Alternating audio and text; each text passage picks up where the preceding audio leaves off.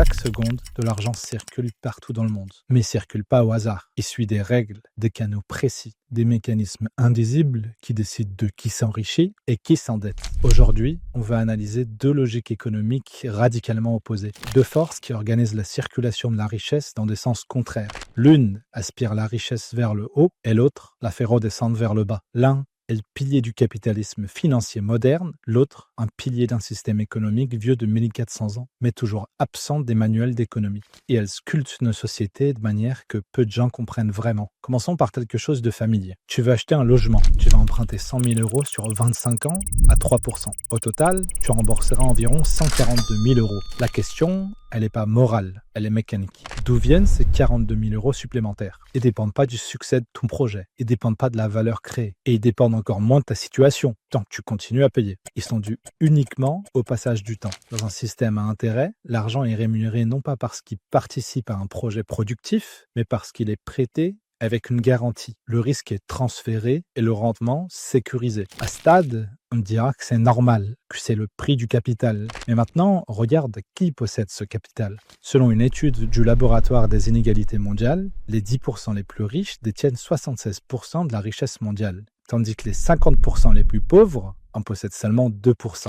Une minorité détient l'essentiel de l'épargne disponible. Une majorité doit emprunter pour se loger, étudier, entreprendre et surtout produire. Le schéma est toujours le même. Ceux qui ont prêtent et ceux qui n'ont pas remboursent. Et plus la dette globale augmente, plus les flux d'intérêts remontent vers le sommet. À l'échelle mondiale, ça représente des centaines de milliards transférés chaque année des emprunteurs, donc des plus pauvres, vers les détenteurs de capital, les plus riches. En 2025, la dette mondiale avoisine les 338 000 milliards de dollars. Sur 8 milliards d'humains, ça représente une dette de 42 000 dollars par personne, dès la naissance, avant même de pousser son premier cri. Face à cette logique d'aspiration vers le haut, il existe un mécanisme inverse, presque symétrique. Le troisième pilier de l'islam, la zakat.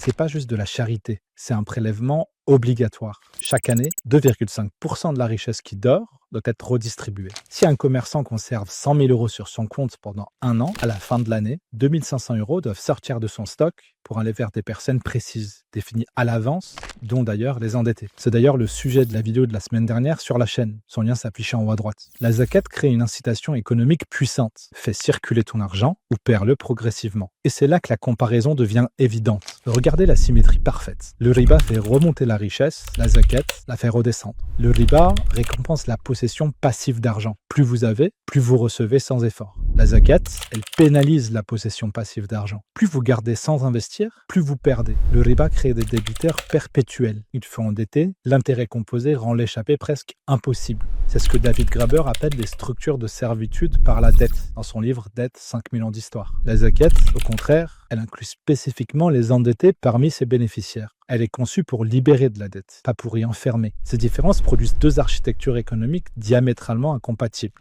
Dans un système à riba, l'argent devient une marchandise. Il peut se vendre, se louer, se multiplier sans passer par la production. Et ça crée deux économies distinctes. L'économie réelle, où on produit, il y a des services et du travail, et l'économie financière, où on trouve juste de la spéculation, du trading et des marchés dérivés. Le volume quotidien moyen des transactions sur le marché de change atteignait les 7 500 milliards de dollars en 2022. Pendant ce temps, selon l'OMC, le commerce international quotidien de marchandises représentait que 60 milliards de dollars. Ça fait un ratio de 125 pour 1. L'économie financière a littéralement dévoré l'économie réelle.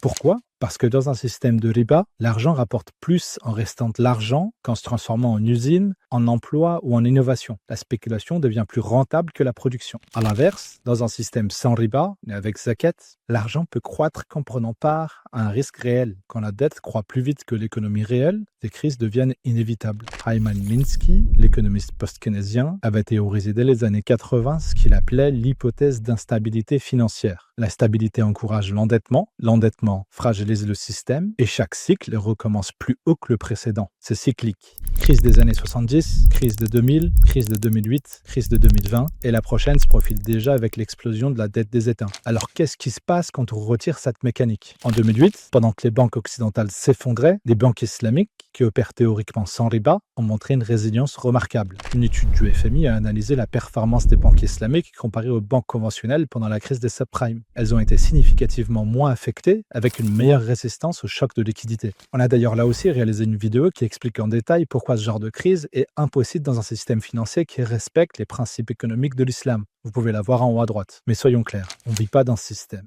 On vit dans un système ribaoui. Et les chiffres sont là pour le rappeler. On a normalisé que l'argent fasse de l'argent sans rien produire. Et on a normalisé le fait que la moitié de l'humanité travaille pour rembourser l'autre moitié. Le riba, c'est pas un détail technique de la finance. C'est la source de l'inégalité moderne. Et la zakat, c'est pas un rituel religieux archaïque. C'est un correctif économique sophistiqué, pensé pour justement casser l'accumulation automatique. Ces deux forces peuvent pas coexister harmonieusement. Elles sont antithétiques par nature. L'une mène à ce qu'on vit aujourd'hui, où 1% des plus riches ont capturé près de 2/3 de toute la nouvelle richesse créée depuis 2020, soit près de 2 fois plus que les 99% de l'humanité, et l'autre propose quelque chose de radicalement différent. Une économie où l'argent est un serviteur, pas un maître, et où la solidarité est codée dans le système, pas laissée à la bonne volonté. Le monde moderne a fait son choix. Il a choisi le riba, et on en voit les conséquences chaque jour. Mais comprendre ces mécanismes, c'est déjà reprendre du pouvoir. C'est voir la matrice pour ce qu'elle est. Alors voilà ce que personne vous dit quand vous ouvrez un compte bancaire. Et voilà ce que personne vous enseigne à l'école. L'économie n'est pas neutre. Elle reflète toujours un choix moral et structurel. L'argent est un outil. La question n'est pas combien t'en as. La question est